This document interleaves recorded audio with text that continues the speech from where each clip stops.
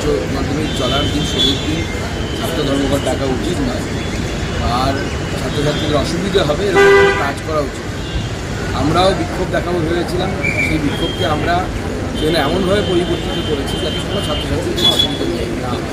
Normal যে গণতান্ত্রিক পদ্ধতিতে আমরা রাস্তায় নেমে যেভাবে অবরোধ করে বা এইভাবে বিক্ষোভ দেখে সেখানে বিক্ষোভ ভারতীয় জনতা পার্টি মেদিনীপুর কলেজে দেখা যাচ্ছে সংঘর্ষ তৃণমূল ছাত্র পরিষদ এবং এসএফআই ইসলাম।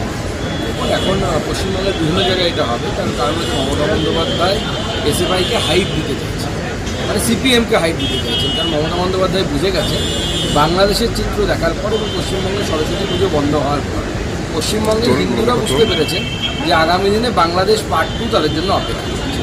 এবার হিন্দু ভোটকে ভাগ করতে হবে, তো হিন্দু ভোটকে ভাগ করার জন্য তো হিন্দু ভোট যদি সব বিজেপি পেয়ে যায় আর 4% ভোট পেলে তো বিজেপি সরকারে চলে আসবে।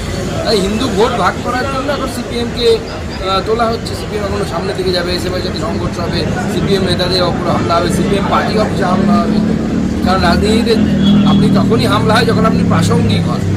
সিপিএম এখন প্রাসঙ্গিক ছিল না বা নেই, সেই জন্য তাদের উপর হামলাও হয় না। এখন চেষ্টা করা হচ্ছে উল্টো যে হামলা করে প্রাসঙ্গিক করা। কিন্তু বাংলার জনগণ বুঝে গেছে, বাংলার হিন্দুরা বুঝে গেছে সিপিএমকে ভোট দেওয়া মানে হচ্ছে পক্ষান্তরে তৃণমূলের সাহায্য করা, তৃণমূলকে সাহায্য করা। তাহলে যাদবপুরের যে এই ঘটনা, শিক্ষামন্ত্রী ব্রাত্য বসু কোনো ভয় চাপা দিল স্টুডেন্টদের, এই যে ঘটনা, এটা কি বলতে চাইছেন পুরোপুরি তৃণমূল সিপিএম মাথা? নতুন আইপ্যাক হয়েছে, কি জেন প্রদীপ জেন না কি চালায়, তার প্ল্যান হতে পারে এবং সেটা মমতা বন্দ্যোপাধ্যায়ের নির্দেশে পুরোটাই ড্রামাও হতে পারে।